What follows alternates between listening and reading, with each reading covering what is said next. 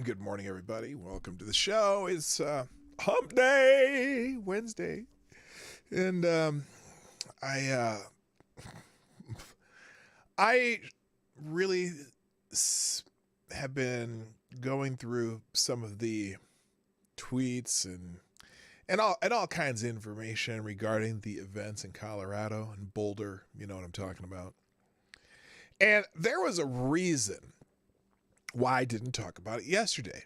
I didn't know anything. I knew nothing about the perpetrator. I didn't know anything about the victims. Wasn't really, I wasn't prepared to talk about it at all. And, you know, a lot of times that 3 to 5 day rule is very important, right? And boy, oh boy, should some people have heeded my ever-present advice. They should have just shut the hell up until they got a little more information. Oh, but you know what? Everyone has their need to have their narrative and their preconceived notions validated. But sometimes you just end up looking stupid. And so that's a little bit what the show about is today. It is Woke Wednesday, but I'm going to say we're going to be... I'm not so much on the woke stuff today. I'm just going to talk about that event and then see what else, a few other headlines if we get to them. But I'm going to talk mostly about that today. And then also there's a young man, if I have time, that I want to introduce you to that I think is a fantastic human being. Doing some great things down in Albany, Georgia.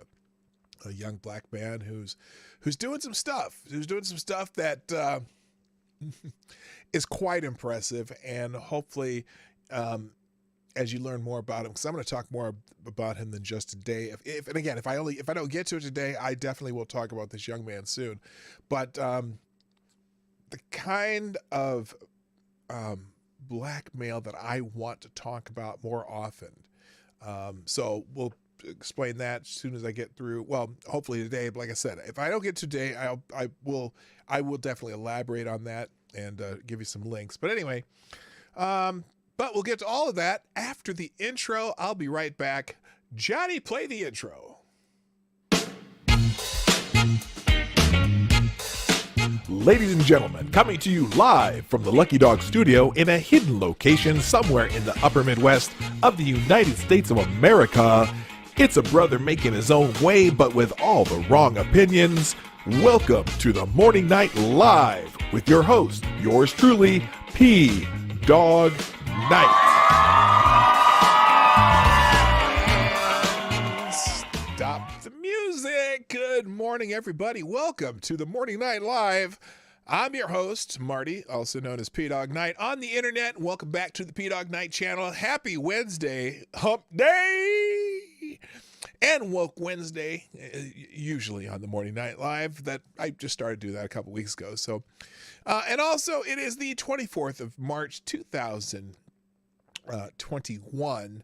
Now, a couple weeks ago, or I think it was a couple weeks ago, I said, it's only X number of days until tax day because April 15th is coming up and whatnot. But apparently, the federal government has given everybody an extra 30 days, or an extra month, because now apparently tax day officially needs to be in by May 1st. At least that's what I've heard. Now, I haven't seen the official government document or anything that they've said that, but I've seen it in some news reports, and whatever. I need to get mine done because I need my whatchamacallit. Hey, our first sponsor of the day. Thank you, James Colley, with the Lincoln on Streamlabs. And by the way, James Colley, you are the new Streamlabs Superstar Donor of the Day. Thank you so much. Says good morning and hope you have a good show. Happy Hump Day, Boomer. Yeah, I resemble that remark. And in fact, I am the last of the boomers. Thank you very much, James Colley. Greatly appreciated. If you want to be a sponsor of the show today, you could do that through the SuperChats and or Streamlabs link, which shows up in the chat. In fact, there it is right there. Streamlabs Superstar Donors chat link is right there. So there you go. So let's say good morning to everybody, and then we'll get into the show. So I'm scrolling up here. Now, I know Gunfox61 was here first and gets the bell.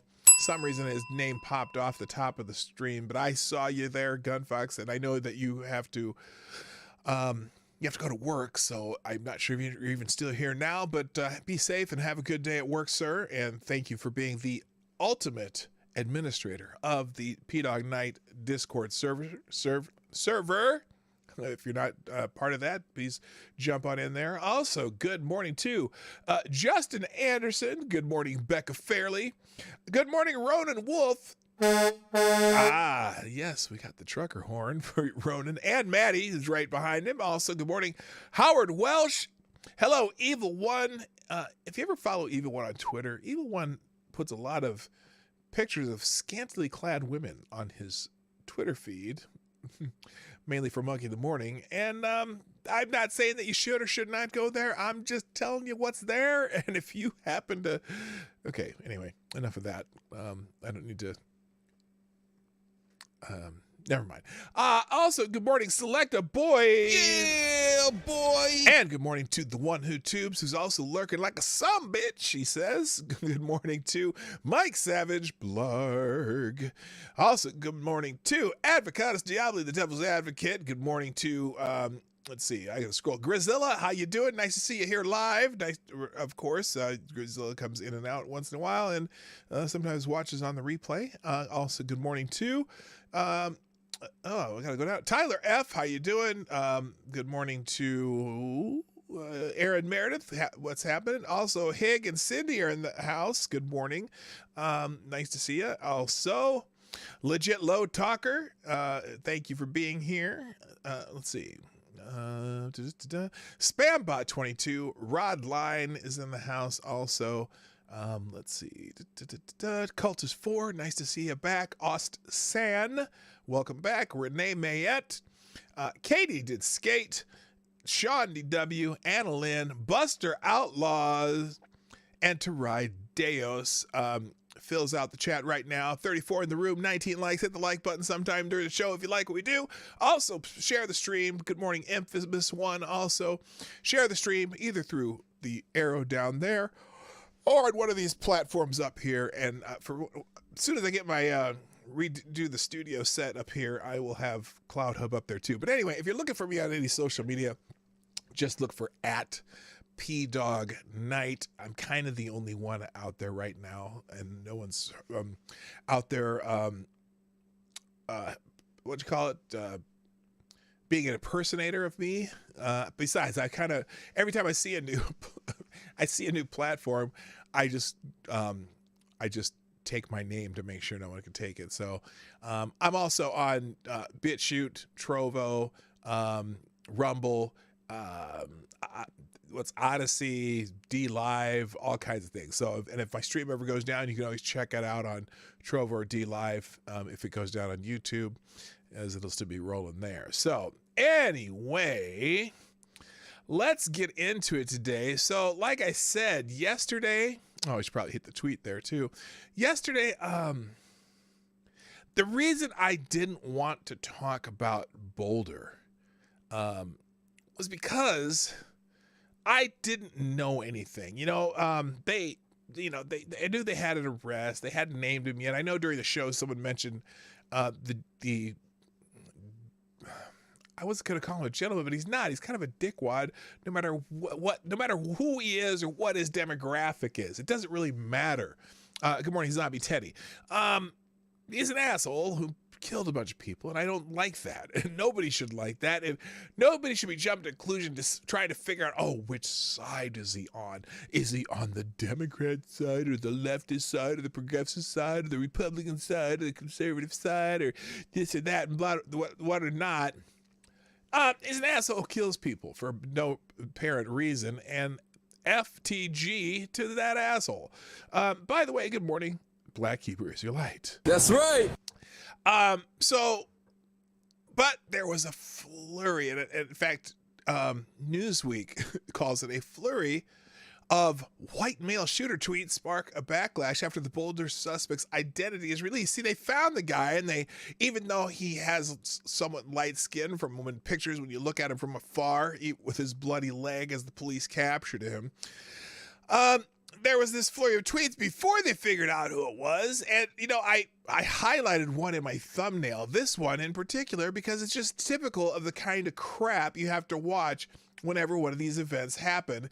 And this is Kurt Eichenwald. I don't know what Kurt Eichenwald's claim to fame is. He says he's a New York Times best-selling author. Don't care. He's a jackass. And, but his tweet yesterday, King Super in Boulder requires customers to wear a mask. Was a shooting there today. A man was arrested. Maybe shooter wasn't wearing a mask. I seriously hope this doesn't end up being anti-masker violence. This country is so insane that this possibility has to be considered. No, it doesn't, Kurt. It doesn't have to be considered at all until you actually find out what the hell happened. But lots of people also speculating that, white male shooter, right? Flurry of tweets about the Boulder shooter. This is Newsweek, which interesting. Newsweek via MSN News. Interesting Newsweek writes this article because Newsweek's pretty reliably leftish, but this article from Katie Fung, a flurry of tweets about the Boulder shooter being white male. You're fucking a white male! Is sparking backlash after law enforcement officials released the suspect's identity on Tuesday after a gunman opened fire at a grocery store in Boulder, Colorado, and killed 10 people on Monday. A series of tweets about the shooting preemptively assumed the suspect to be a white male, connecting him to a trend found among mass shootings in America. Well, I'm trying to figure out what freaking trend they're talking about. Because if you really understand the actual trends, yeah, white males do about 52% of mass shootings. And they're about 64% of the American population. So they're underrepresented in mass shootings. But the ones that get publicized are definitely the white males, right? We had a little argument with our friend Mike T. Mike, I hope you're here today. I do appreciate you being here. Even though we don't agree on things, it's kind of fun going back and forth with you once in a while.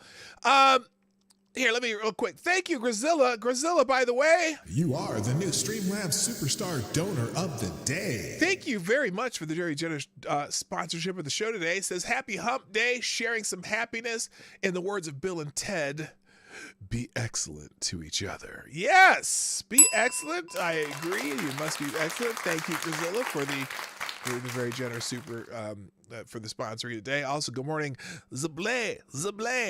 And also Robert Lapine and, Annalyn, you were already here, so I'm not going to say it again.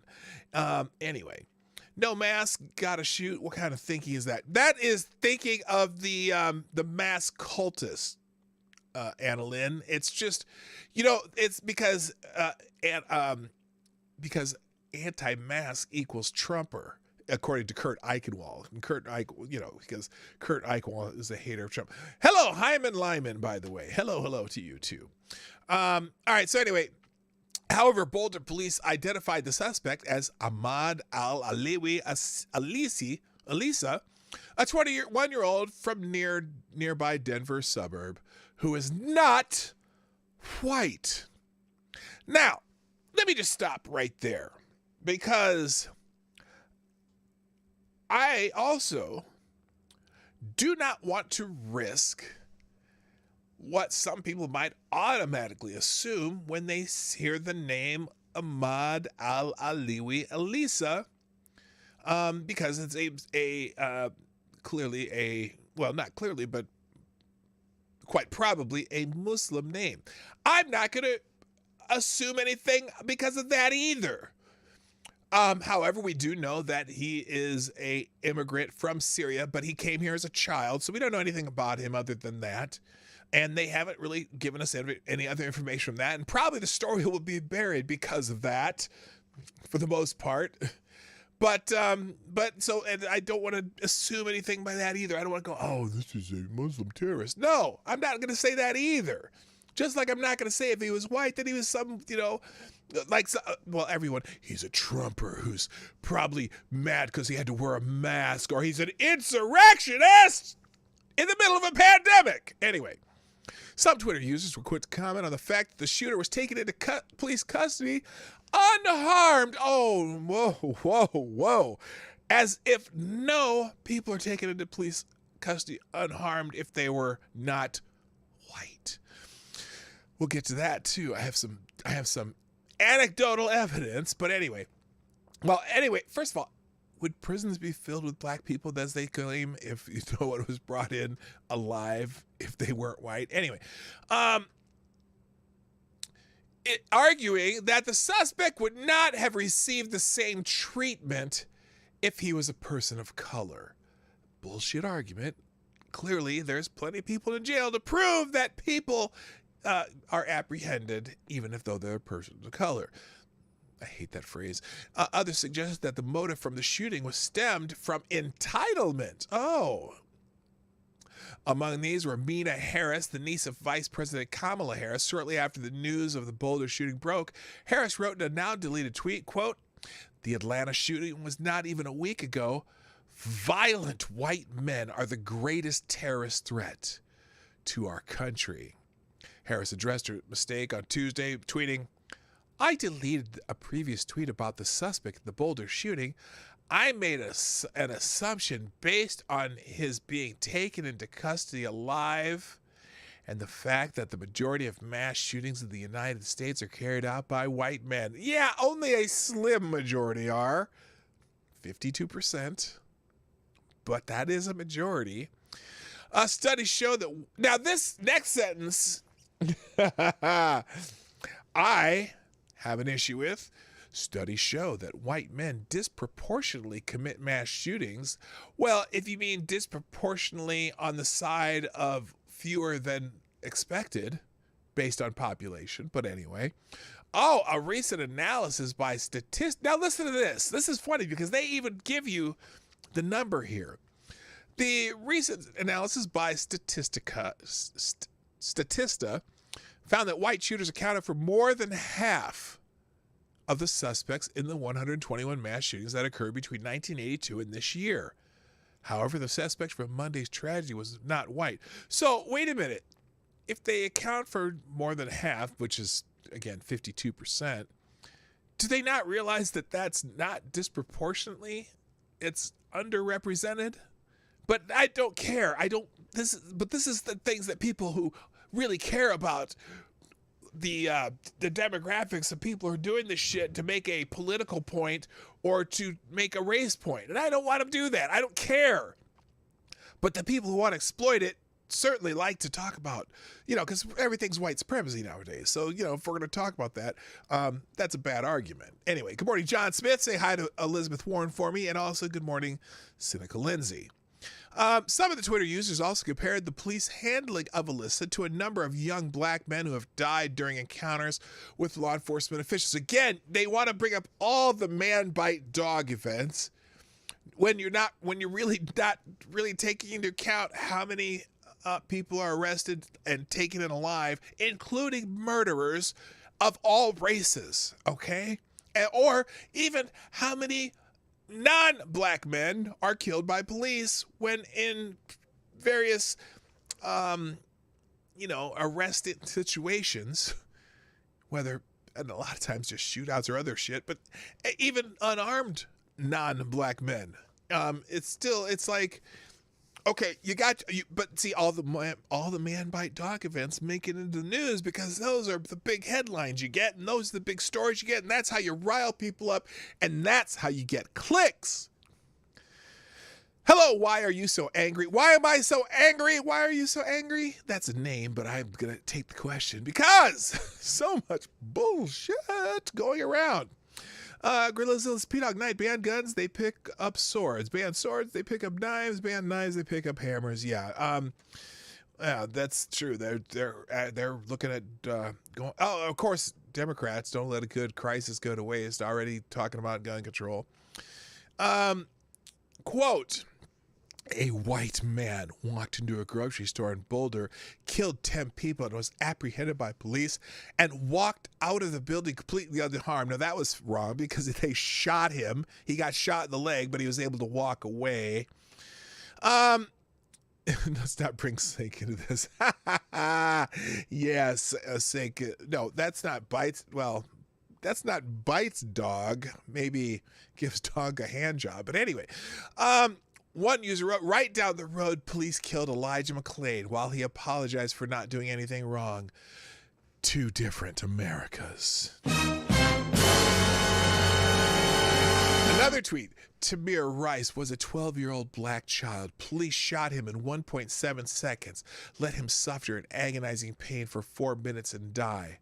Another tweeted. Because the ambulance didn't get there right away. That's holy shit.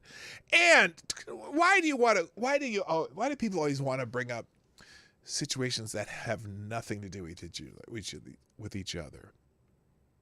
The idea, yes, Tamir Rice was a 12-year-old black child. Yes, he was. And so were all the white children who were killed when they were playing with toy guns that they pointed at police officers. Like, as if Tamir Rice, how many years ago was that? 2014, I think, or 2015? 6 years ago, which was a tragic event. And you just want to step on his grave so you can make a political point or your social fucking justice point.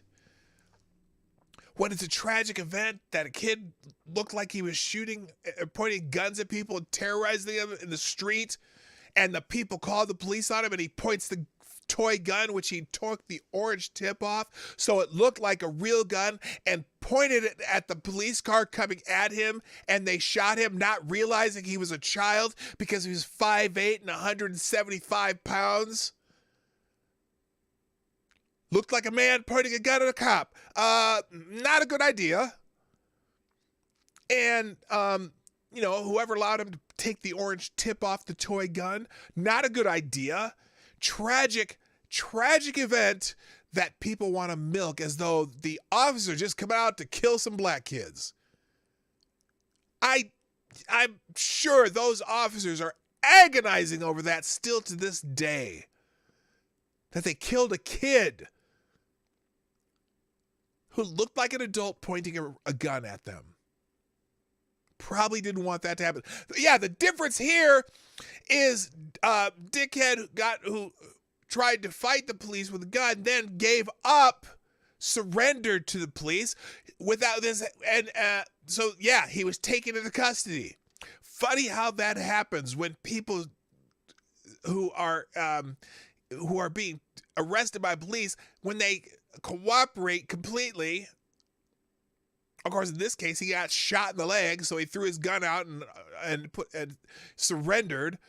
But wait a minute. Cop arrested him alive and helped him to a stretcher for immediate medical care. Colorado Terrace says a grown white man, well, he wasn't a white man, he was from Syria, who killed 10 people, including a cop. Cops arrested him alive and helped him to a stretcher for immediate medical. Of course, he gave himself up. What do you expect, you morons? Someone else, race-baiting blue checks immediately assumed that the Boulder shooter was white. Turns out he's Middle Eastern. Well done, race-baiting blue checks. That's Greg Price, yep. Officials said Monday that Alyssa was wounded in the leg during an exchange of gunfire and that he was taken into custody about 3:30 p.m., which is not unusual.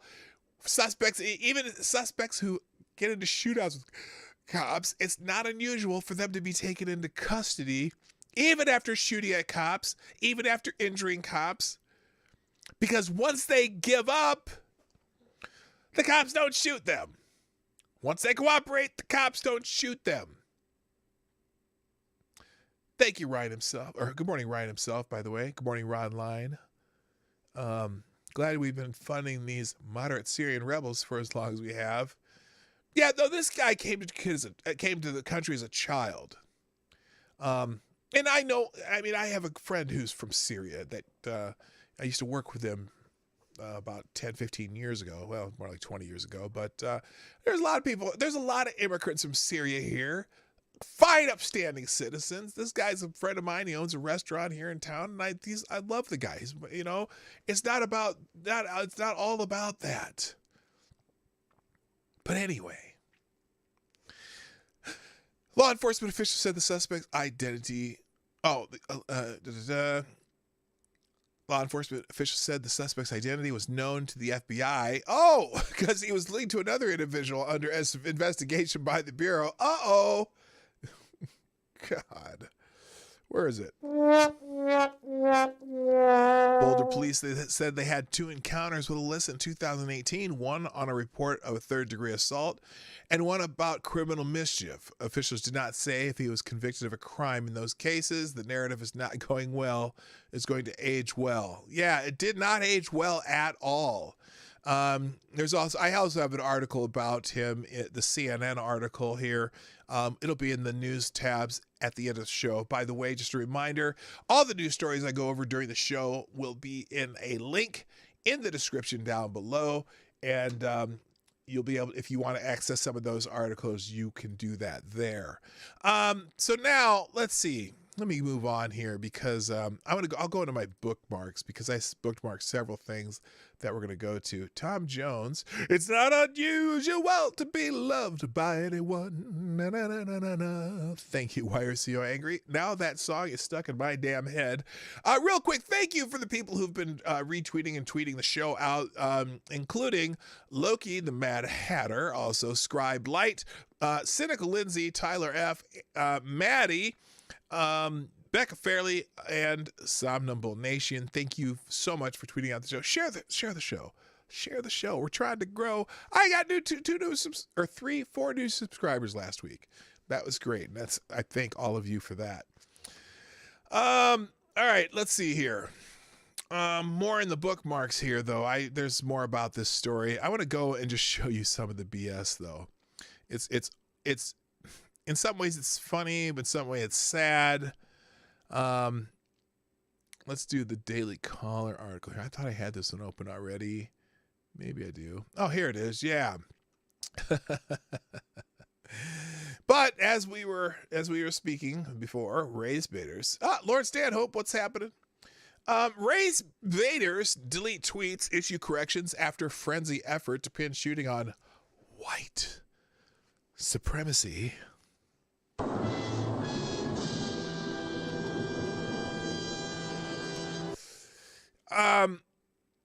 From the Daily Caller. What did I do there?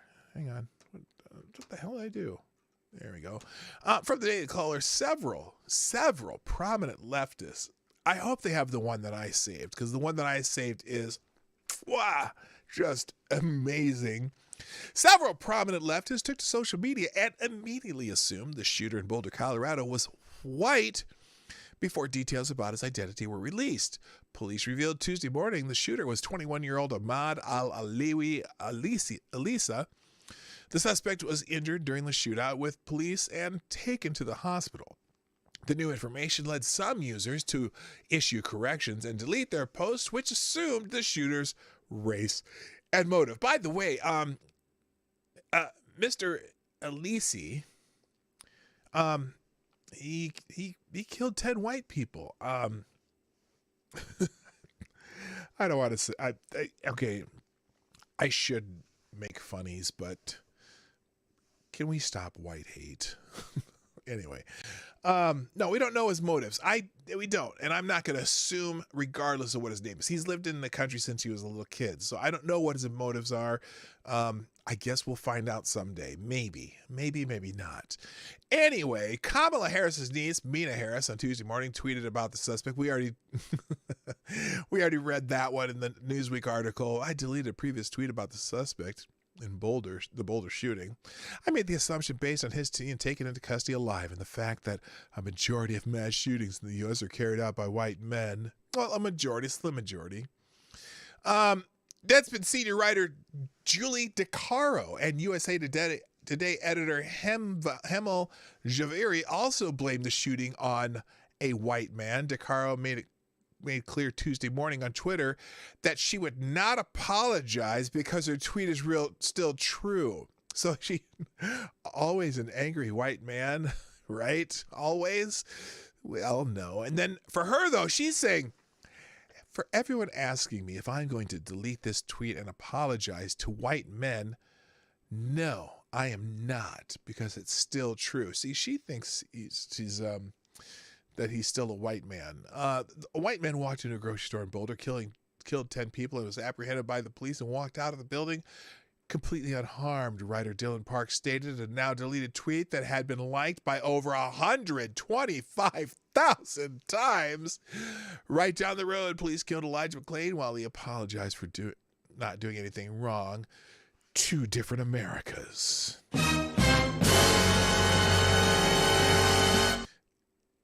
Yeah, did not go well. Two different Americas, he says, and pulls 125,000 likes on a tweet that is completely false. The suspected gunman in Boulder, this is CJ Whirleman, who's usually, worried about how Muslims are treated in the United States. The suspected gunman in the Boulder, Colorado mass shooting is a white guy. 7 reported dead. Q, mental issues, bad day, parking dispute, or anything else that other than what it most likely is, a white domestic terrorist. That bad day theme, I think we read the Reason article the other day, how that's a bullshit thing that everyone's still using, even though that was a lie. The officer was not describing his own opinion about the Atlanta shooter. He was paraphrasing what the Atlanta shooter told him, and it was cut like like they accused Project Veritas of doing. It was a manipulated media, deceptively edited video. Writer Don Winslow said, description: police have taken him into custody. Translation: he was white. As if police only bring in white people, but we'll get to that. Call it what it is, white supremacist domestic terrorism, according to Rosanna Arquette. Yes, our Hollywood overlords certainly know everything. Countless members of the media, activists, and other social media users said similar things. Here's Camilla Blackett. It was so relaxing just to be worried about being killed by an invisible virus instead of literally any slightly inconvenienced white man with a gun. Or Dr. Oni Blackstock, people will continue to die just so that white men can own guns and reinforce the power they already have. Yeah, I'm pretty sure that Mr. Elisa was a member of the NRA too, right? Jared Sexton. We can change the culture of entitlement that inspires white men to go on shooting sprees. We can get rid of weapons and make mass shootings more possible. What? Oh, we can get rid of weapons that make mass shootings more possible. We can do these things, but the right relies on them for fundraising, political power, and intimidation against democracy. And then Michael Harriot, our favorite writer from The Root, pointed out how white suspects get the benefit of the doubt without being stopped, frisked, beaten, shot, or killed is not a call for harsh treatment. It simply means we know cops are capable of treating people humanely, just not us. Y'all could use a few more ass whoopings, though. Oh, well, at least I know Michael Harriot's on my side. Hello, Chris Jones. Hello, Mr. Yes. Titus, Titus Nation, the suspect is being treated. White guy. Suspect deceased at the scene. Black, brown guy. Tired of this shit. Now, this is fascinating. This is fascinating. How they always throw in brown guy. I'm not 100% sure that I've heard a whole bunch of like Hispanic guys shot by the police that they've made a big deal about. I haven't heard a whole lot about even Muslim guys. I mean, the Muslim guys get taken into custody too, but they don't. You don't hear about those shootings. You don't hear about Indian, like as in call center Indians, not casino Indians, or even casino Indians. You don't hear either of those about those brown people, but they always throw in the black and brown people, as though black and brown people are allies all over the world. There's not a whole lot of interaction and love stopped, and man, I'm stopped for daily, and I'm a ginger double white man. The cops fondle me on the reg. Why do they do that, Jay Crowley? By the way, welcome, Jay Crowley. I don't know that I've seen your name here, but I'm glad you're here. Welcome to the show. Yeah, I don't know why they throw in the brown guy, because usually the narrative is unarmed black men. Why are they throwing the brown people as if the brown people? Now, sure, they can get the brown people to come protest with us, but I thought the narrative was unarmed black men being killed. Anyway, here's that stupid Kashim Rashid with the Tamir Rice was a 12-year-old black child. Police shot him in 1.7 seconds and let him suffer in agonizing pain for 4 minutes and die. Colorado terrorist, a grown man who killed 10 people, including a cop, helped him to a stretcher for immediate medical care. Completely different situations. You don't stop comparing one situation in one city and one set of circumstances to any other set of circumstances. If you want to list, well, hang on, we'll get there. Tay Everson, Aurora, Colorado, 12 dead, white male shooter escorted out alive. Charleston, South Carolina, 9 dead, white male shooter escorted out alive. Yeah, he also gave himself out, with zero fight. He surrendered to police. They're talking about Dylan Roof, because notice you have to go back to Dylan Roof. Oh, I see. They got Aurora. They keep going back. Look at the distance between. Look, Aurora, Colorado. That was what, 12 years ago. Charleston, 7, 8 years ago. I can't remember when Charleston was. Atlanta, obviously last. Whatever, he escorted. And what do you mean escorted? You mean he surrendered to the police after they caught him at a traffic stop? There without a shootout. The Atlanta guy, Boulder, Colorado, shootout, got shot in the leg, surrendered to police so that he could get escorted out. Stop comparing situations. Holy, my God. Oh, and here's Kashima Rashid again. Beyond infuriating that the Colorado terrorist killed a cop but was arrested alive, while cops shot Tamir Rice dead for holding a toy because cop feared for his life. Wow, did they know Tamir Rice was holding a toy? Was it a tragic accident, or did they kill him because he was a black child? Yes, they were hunting a black child. How is an unarmed black child more frightening than a grown white male mass murderer? Well, the mass murderer who got shot in the leg, put his gun down and surrendered to cops. Tamir Rice, they didn't know he was a child, 5'8", 175 pounds, with a weapon that looked like it was real at point blank range, pointing it at a cop. What if it were? Now, let's say Tamir Rice wasn't Tamir Rice, but David Rice, and had a real gun and shot at the cops from point blank range, and they shot and killed him. Because you don't know the difference between a fake gun and a real gun and a toy gun when they look so real and don't have the orange cap on the end. It's a tragic accident. Stop making out Tamir Rice like he was killed because he was black. That's the problem. You want to make it all these about because they were black. You think, does anyone? Well, I'm going to start asking that question to people. Do you honestly believe Tamir Rice was killed because he was black, if you know the facts of the case?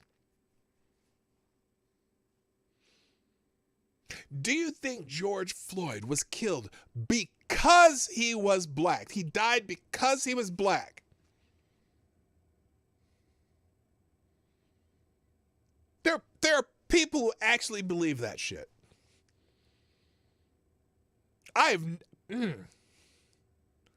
Thank you, Gamer Valine, for being a sponsor of the show today with the 556. It's fascinating how they call an AR military style when they designed my M16 off the existing Armalite sporting rifle to replace the M14. Technically military style, but the military copied a civilian rifle. Yeah, we're going to get to the gun control BS that's coming out of this too. Thank you, Gamer Valine. I appreciate that. Thank you for being a sponsor of the show. Greatly appreciate it. During a Monday night press conference, the Boulder Police Department confirmed 10 people had died in the shooting earlier that day, including a 51-year-old police officer, Eric Talley. The last victim was removed from the scene at 1:30 a.m., and all of the victims had been identified by 2 a.m. 21-year-old Ahmad Aliwi Alissa has been charged with 10 counts of first-degree murder. His motive remains unknown, and I'm not going to speculate on his motive until they decide to tell me what the experts have said so. So, about this, white male shooter escorted out alive. White male shooter escorted out alive. White male shooter escorted out alive. White male shooter escorted out alive. Now, there's a thread that I like to refer to, and I think he put it back on Twitter just for my convenience, as soon as I can find it here, regarding that, because here's an interesting thread of similar incidents. Willie Godbolt killed 8 people, including a sheriff's deputy, and was captured alive. This is Willie Godbolt, clearly a white male. Timmy Earl Kinner stabbed 9 people at a toddler's birthday party, including the 3-year-old birthday girl who died, captured alive. Clearly, another white male. I thought he had a whole bunch. He used to have a whole bunch of these strong. Here we go. Brandon Bradley shot a female officer point blank in the head, killing her. Taken alive. Clearly a white male. Corey Ali Muhammad shot and killed 3 people, specifically targeting white people. Taken alive. Clearly a white male. Jamel Crockman shot an officer in the head at point blank range. Taken alive. You're fucking a white male! Everett Miller ambushed 2 officers, killing them. Taken alive. Clearly a white male. Thank you, Johnny Hellcat, for the $4.99. Is that a shooting I hear in the distance? Quick, to the virtue signal. Yeah. Thank you, Johnny Hellcat, for sponsoring the show. Yes, exactly. It's a virtue signal. Quincy Smith gunned down a black officer in cold blood. Taken alive. Clearly a white male.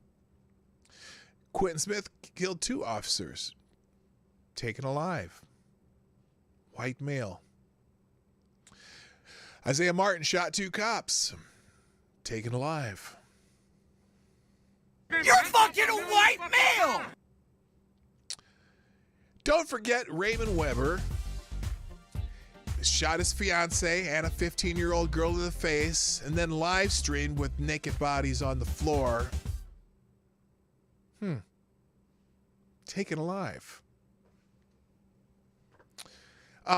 Thank you, Paul Farrell. Appreciate these. Oh, wow. Thank you very much. Very generous chat there. And also, Paul Farrell. You are the new Streamlabs Superstar Donor of the Day.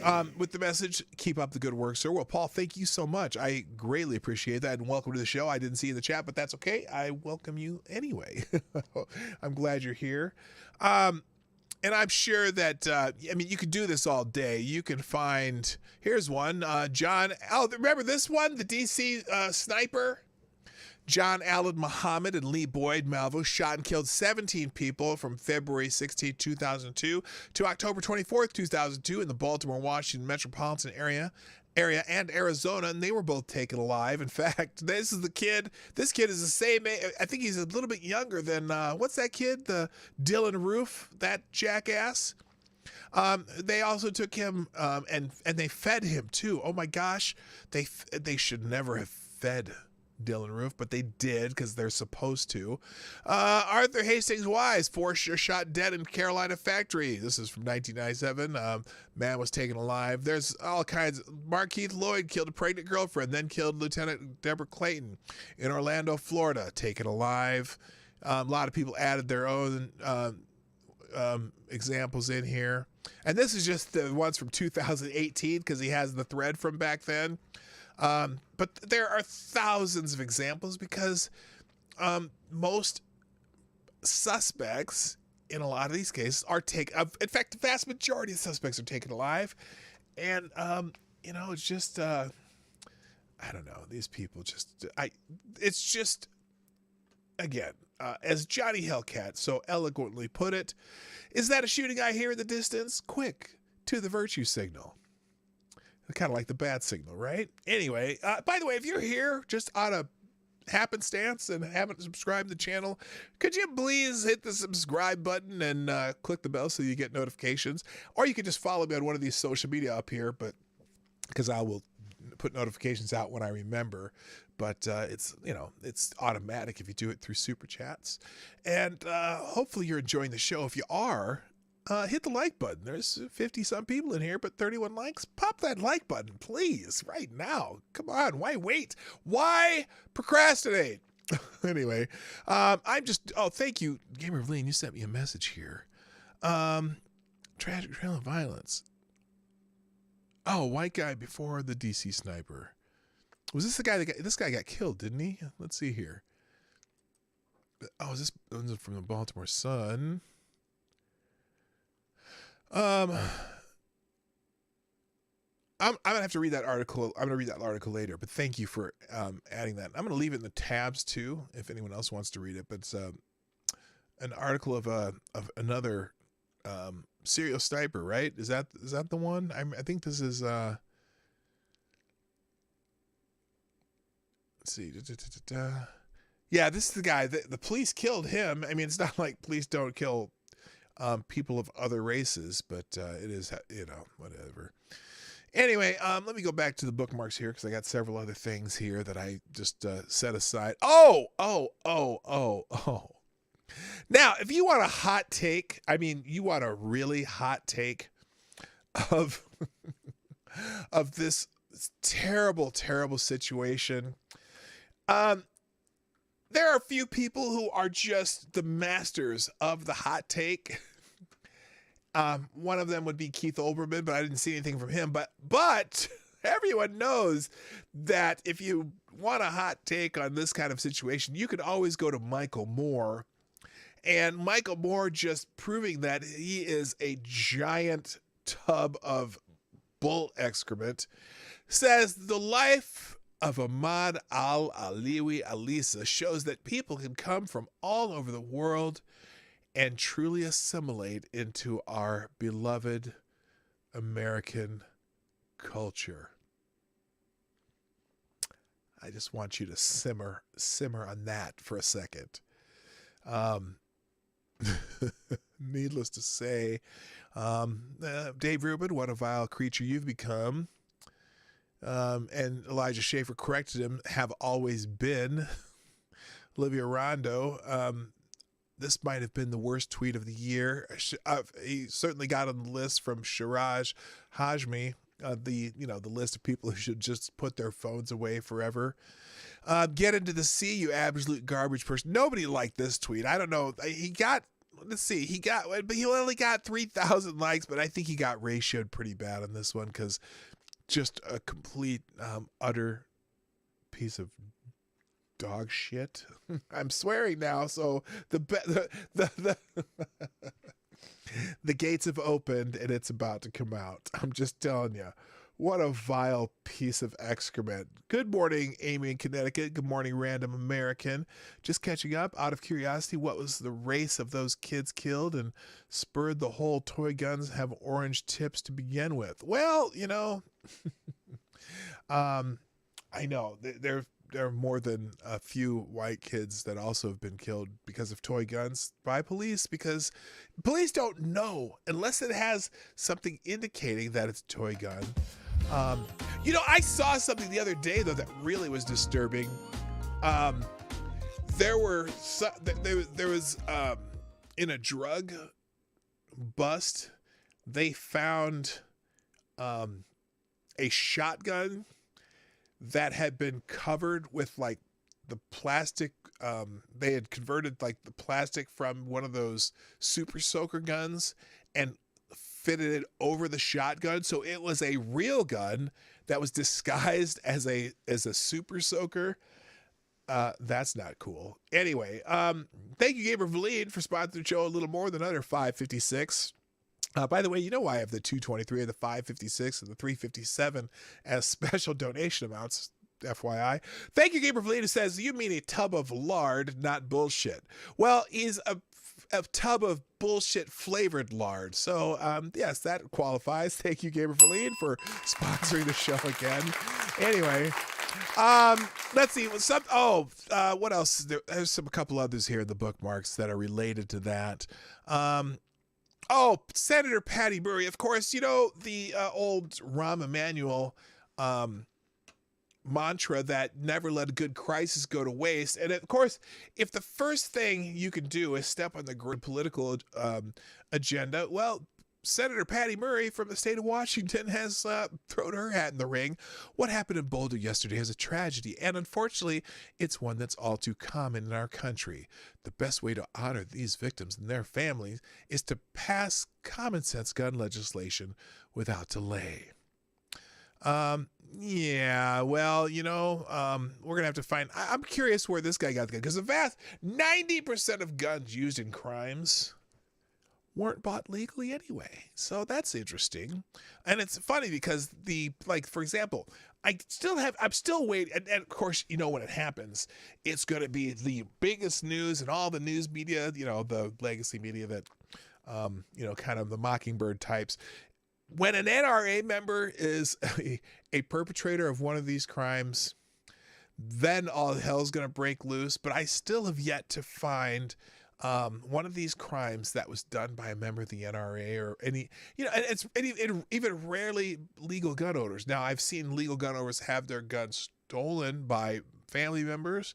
But in any case, it's always a crime. And so I don't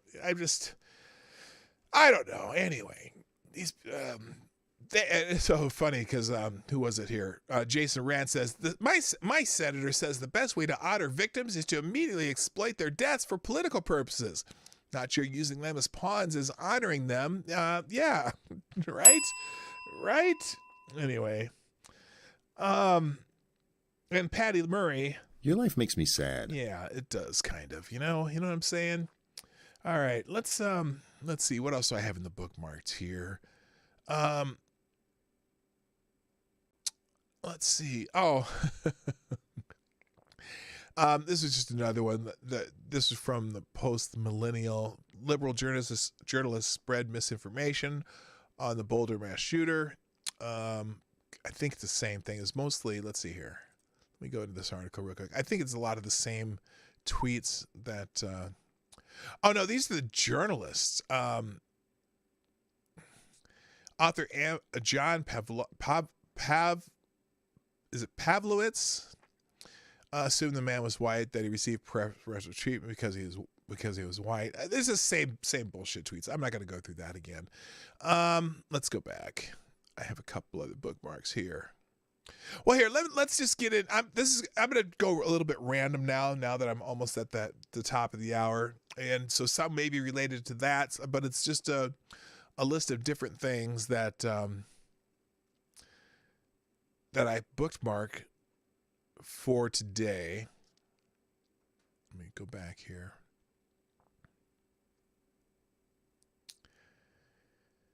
Okay, so someone named Wilfred Riley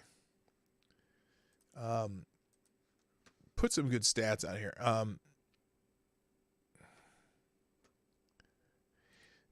Just a couple of good points at least. White men. So this person out here, Mina Harris, who deleted her previous tweet, Wilfred Riley responded to Mina Harris, who's Kamala Harris's niece. White men commit mass shootings about proportionally, and the vast majority of shooters of all races are taken into custody alive. These facts are not even controversial in criminal justice or political science.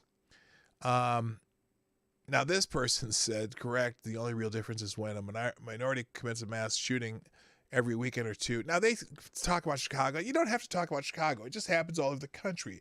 The media doesn't call it a mass shooting, usually. This has led to casual news consumers who don't do research assume whites commit them disproportionately. And then the other stat that he brought up here, according to this quick look,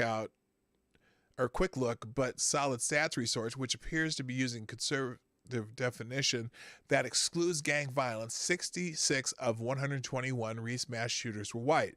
There's no basis for claims. It's always an angry white male. And now this guy, that's funny because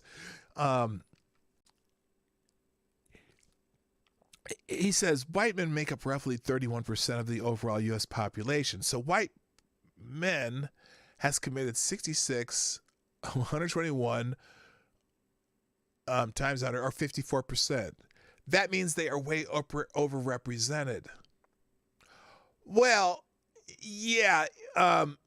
If you do the numbers that way, everyone's going to be way overrepresented as far as the total population.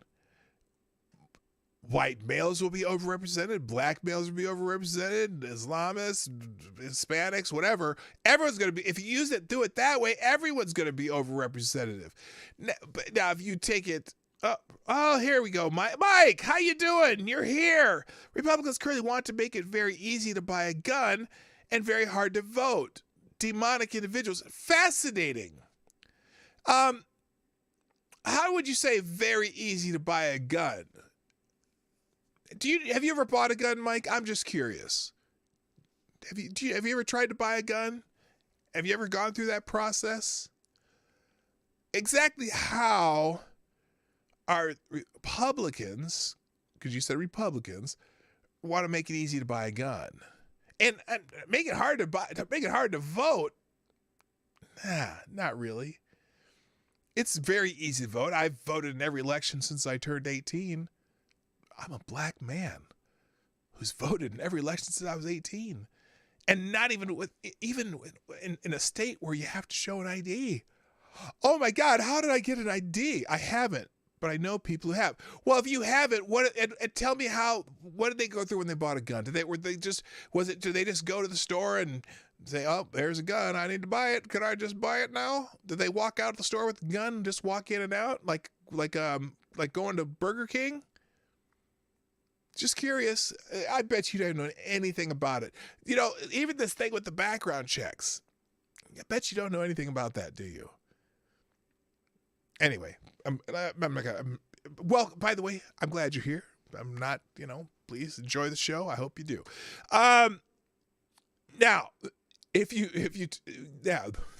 it's funny how he did this. This is some funny math. White men are represented because men are overrepresented. Men of all races are overrepresented. The relevant fact here is sex, not race.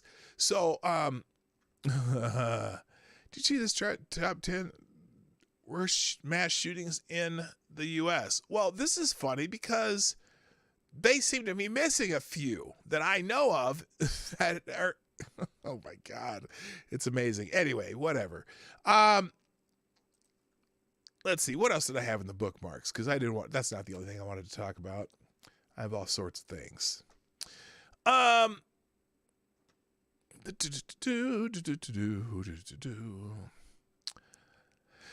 right, I got that already. Oh, this is great. Some of these are just one-hit wonders that are on Twitter. So some of them have articles, some don't. This one doesn't have a corresponding article, but I just found it fascinating. Just in, Vice President Kamala Harris will talk with Bill Clinton on Friday about the impact of COVID-19 on women and empowering women and girls in the U.S. and around the world.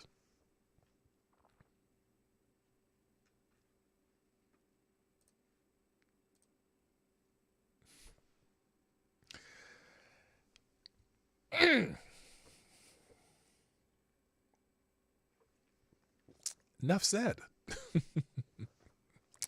Hey, now what? How you doing? My friend Woo. Everyone say hi to Woo for me. Making me laugh and forcing me to learn in Seattle. Loving this, Peter. Well, thank you, Woo. Nice to have you here. Woo is my friend from high school. We're old friends. Okay, let's see. What else did I have in my book? Now, like I said, it's going to be kind of random. Latino street gang leader sentenced to 16 years in prison for firebombing black families' homes. Oh my God! How did they take him in alive? How did they get him sentenced if they didn't take this brown person alive? I thought they didn't take black and brown people alive. A leader of a Latino street gang was sentenced to 16 years in prison for firebombing the homes of black families in Los Angeles. The United States Attorney's Office of the Central District of California announced on Tuesday Carlos Hernandez had led several members of the Big Hazard Street Gang in firebombing the Ramona Gardens housing complexes in May 2014. The statement said Hernandez and the 7 gang members targeted the residents located at Boyle Heights because African Americans lived in the mainly Latino public housing complex. Yeah, there's a bit of an issue between, not in all places in Los Angeles, but there's been some rivalries between Latino and African American gangs. Anyway, because African Americans lived in the mainly Latino public housing complex, Hernandez said the other gang members threw Molotov cocktails into 4 apartments where most of the residents, including 10 children, were sleeping. The statement said one mother was sleeping with her baby at the time of the attacks, barely avoided being struck by the firebomb. Hernandez provided the gang members with masks to conceal their identities during the attack, and each of them stashed their cell phones to prevent police from tracking them. Hernandez also armed himself with a semi-automatic handgun during the firebombing, according to the statement. Well, good. They got this fucker, and they put him in jail, and my gosh, they took a brown person alive. Like I said, black and brown people. I don't know how they did it because that never happens, right? All right, let's move on to other bookmarks here. Let's see. That's already got that. Oh, this is a weird one. And I don't want to sound like I'm caping for white people because I'm not. I'm not. I don't care one way or another, but this is kind of messed up. North Carolina School District is telling them to ignore white parents because their children are benefiting from the system. This is, it is Woke Wednesday, and this is some of that wokeness gone wild.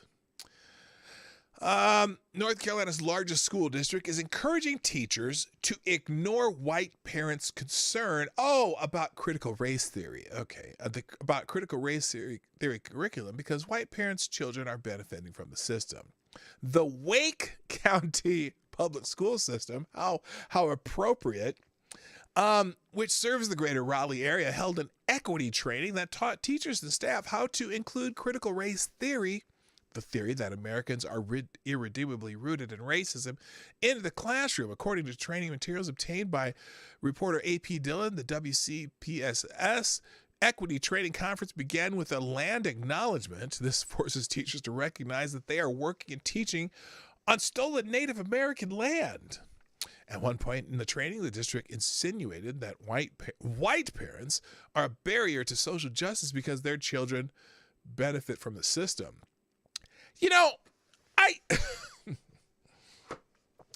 This always fascinates me that they benefit from the system.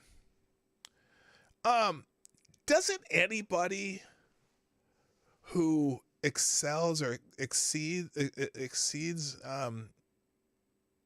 who lives their life to the fullest benefit from the system? I don't understand that. I mean, I'm sure, for example, I'm sure in North Carolina, Raleigh, where they decided to have this training, that there are black teachers, there are black firemen, there are black doctors, there are black business people, there are all kinds of black people who also benefit from this system. I mean, the system, I don't, oh my God, I don't know. I don't get it. It just, but anyway, the handout read, applying critical race theory in the classroom. Authentic, caring, holding high expectations, as well as providing a high level of care, concern, and support to all students in need. Reframing responsibility, relentless focus on adults, not children, as the target for change with the indicators in the student outcomes. There you go with outcomes. Institutional nurturing, individuals caring is not enough. The institution must function in a race-responsive way towards equity. There's no such thing as equity. My God. No name calling in my chat, please. That applies to everybody. And just because you don't understand the process for buying guns and someone's trying to explain it to you, Mike, doesn't mean that they're whatever you want to call them. Okay. You just because you don't understand, that's your problem. Culturally, equity is an impossibility. There's no such thing as equity because all people of every race, creed, color, denomination, yada, yada, yada, have different abilities, different desires, different needs, different, all kinds of different things. So what makes you think people are going to have equal outcomes, especially when you try to do it by groups? I'm sorry, that's just not going to happen. Good Lord. Another handout identified characteristics that are considered dominant white cultural values and habits. Example included being transactional, showing emotional restraint. Really? A lot of people show emotional restraint. Being efficient,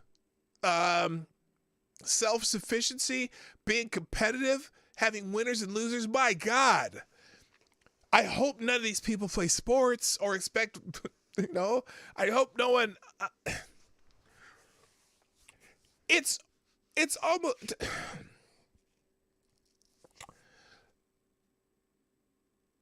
being efficient, being self-sufficient. Those are not white cultural traits and habits. You go to countries in different parts of the world, and those are traits that other people have. Oh my God, I hate this shit. I really hate this shit. Good Lord, I'm not reading anymore. I'll just leave that article out there for you. Let's see, what else is in the damn bookmarks? Watchdog says DeVos made between $225 million and $414 million in outside income during the Trump years. Now, this one's fascinating. I saw this and I'm like, okay, this is a typical The Hill clickbait headline.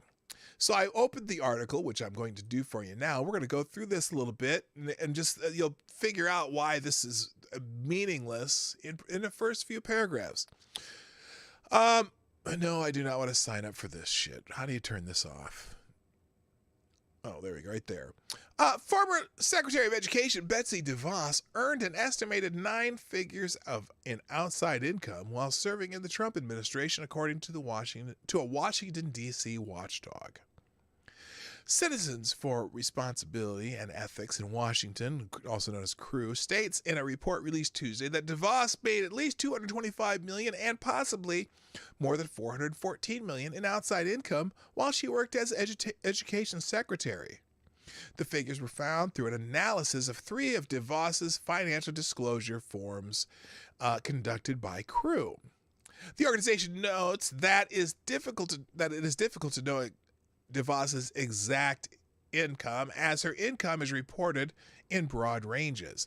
Many assets are listed as being over $5 million or over $1 million instead of giving exact figures. DeVos was the wealthiest member of former President Trump's cabinet, thanks in part to her family's ownership of Amway, a massive U.S.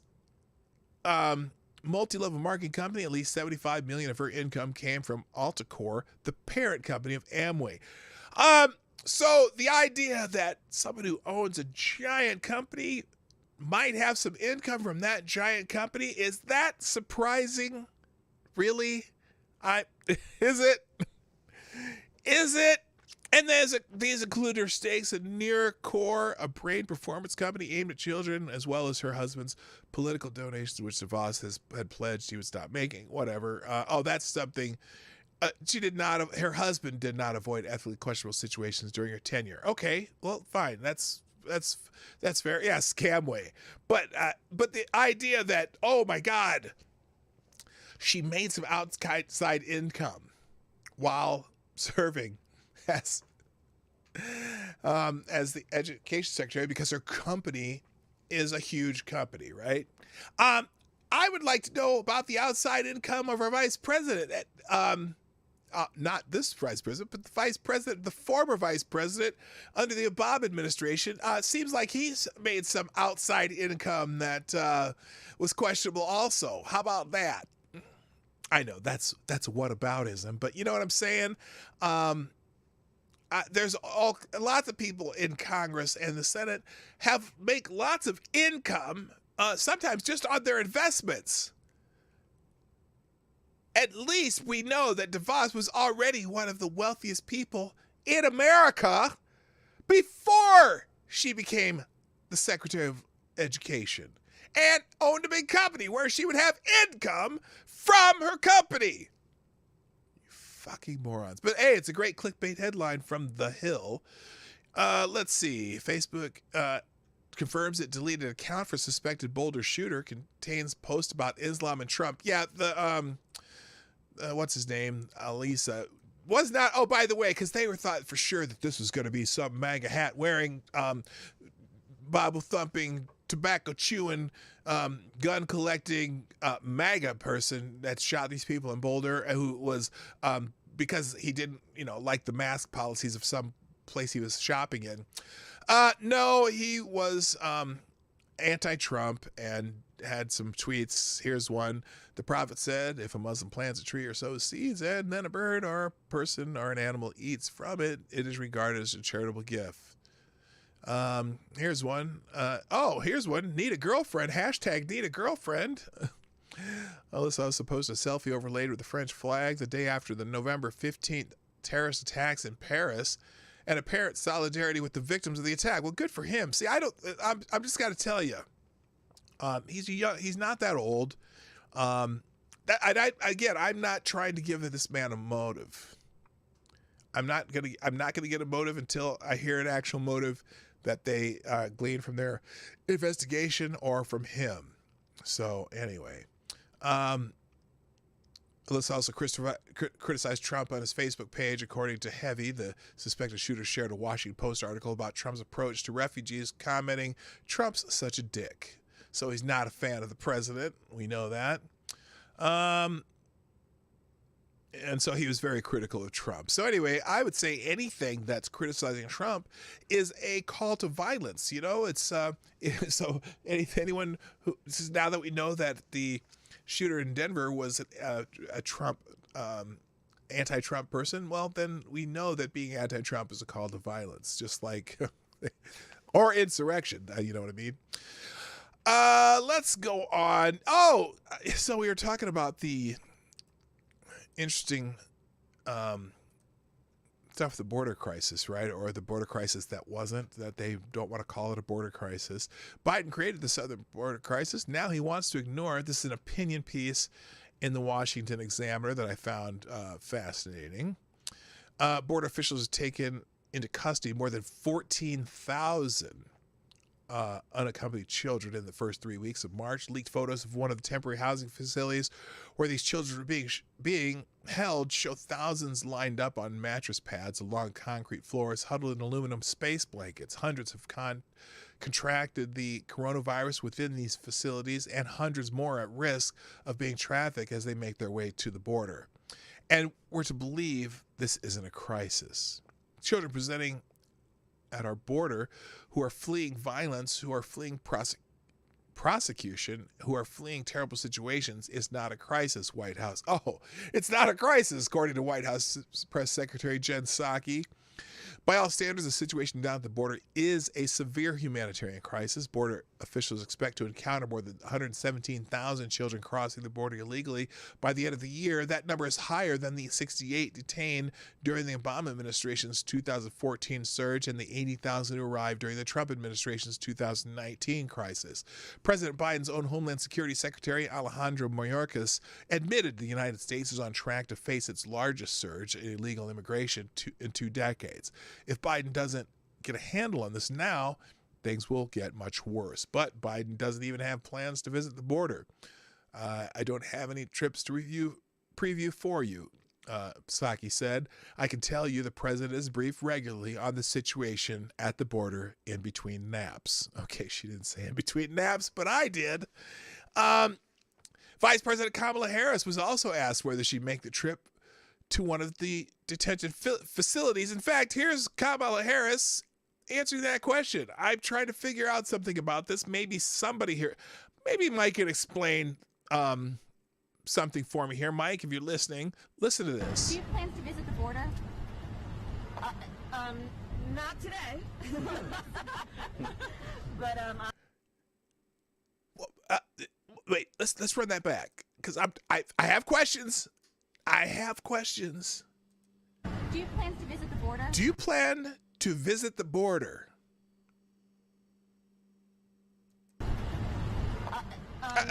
not today.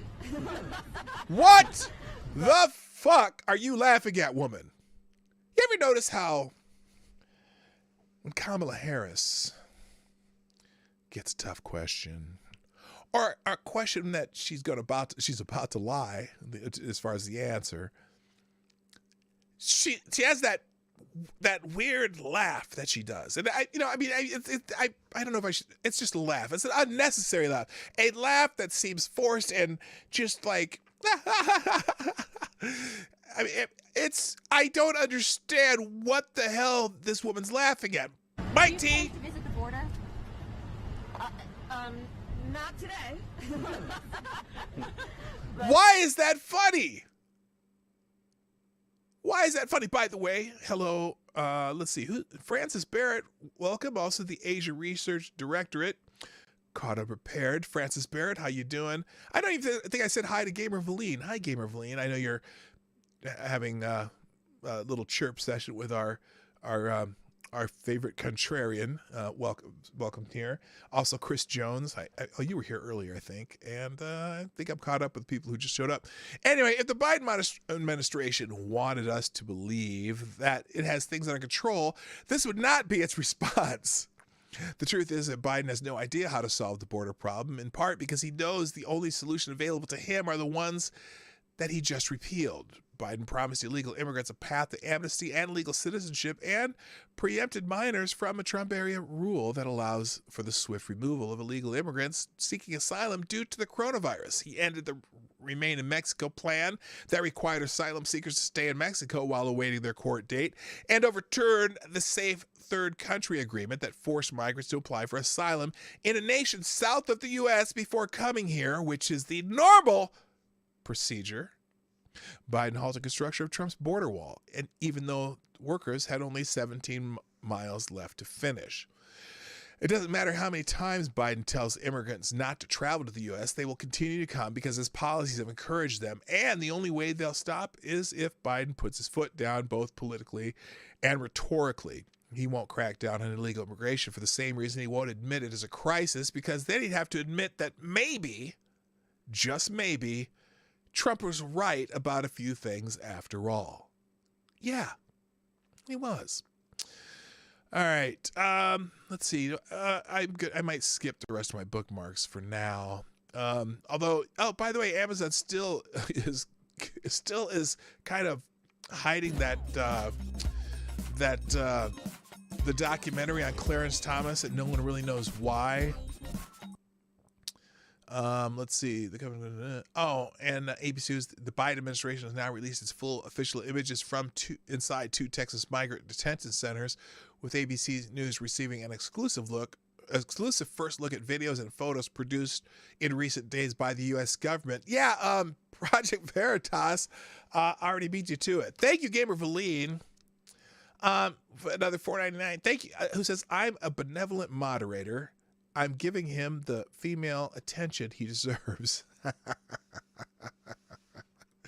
Well, at least he gets a rare taste of attention from females. Good for you, Gamer Valine. You are thank everyone. Fat Gamer Valine, thank you for taking one for the team.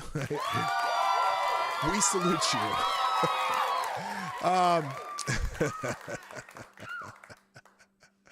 All right, let's go. Let me finish with a couple other things because I'm really behind here. There's also an article here. Richard Blumenthal, the senator from Connecticut, a complete demagogic DB. You can determine what that means. He had some thoughts on the shootings that apparently Republicans are complicit on. Here's his thoughts here. How long is this? I'm not going to... No. We don't want to add.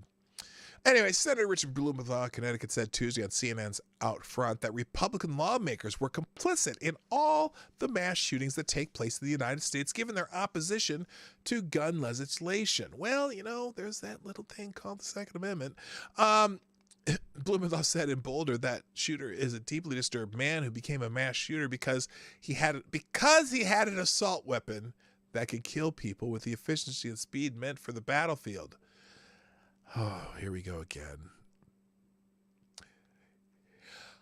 So guns make all these problems more fatally and deadly. That doesn't even make sense. Well, whatever. Especially for domestic violence victims who then can be killed, 5 times more likely to be killed in those situations. That's why we need to make sure we adopt these common sense measures. It's funny. They're really pushing the assault weapons thing. You realize that this person in Boulder didn't have an assault rifle. He had a pistol. And a vast majority of mass shootings don't happen with so-called assault rifles, and particularly the AR platforms. Now, some have. There have been some high-profile ones that were on AR platforms, but it's I don't know. Let's see if for some reason that video is not loading. Anyway, he added, we should not be putting aside Republicans. They bear responsibilities as well. That was the whole point of my exchange this morning with Senator Cruz, because they're the ones who are ducking that responsibility and becoming complicit with these shootings. No, just the asshole who did the killing is the one who did the shootings. And it's not just Boulder. It is 100 killings a day. No, it's not. What is he talking about? Not to mention the emotional traumas and injuries that result. 8 children that are lost every day of guns that are stored unsafely. Okay. Look. Like I said, if he's talking about murders in the United States, 90% of murders are done with weapons that were obtained illegally, not legally. You can look that one up. It's true. So their whole thing, again, they're trying to let a good crisis go to waste. Let's see here. What's this one? Oh, this is that same article from the Daily Caller that I already read. And then here's one. Biden is coming for your guns after the Boulder shooting, like clockwork. In the wake of the deadly shooting in Boulder, Colorado, that left 10 people dead, including police officer Eric Talley, a father of 7, who was one of the first on the scene, Joe Biden is calling on Congress to enact stricter gun control.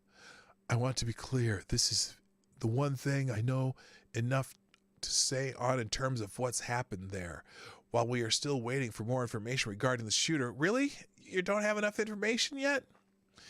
His motive, the weapons he used, the guns, the magazines, the weapons, the modifications that apparently have taken place with those weapons involved here.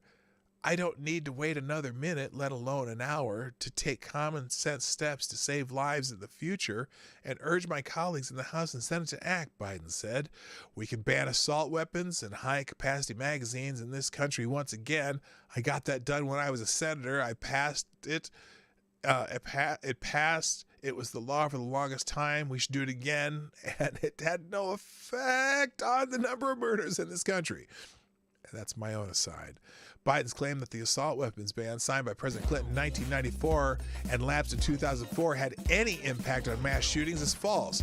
A 2004 study done for the Justice Department found that assault weapons were rarely used in gun crimes, and that if the ban were renewed, the effects on gun violence are likely to be as small at best and perhaps too small for reliable measurement. Supporters of the ban argued there were too many loopholes for it to truly be effective. False.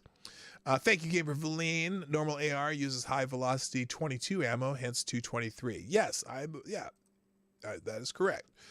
We use 22s to shoot birds and varmints, squirrels and shit when I was a kid.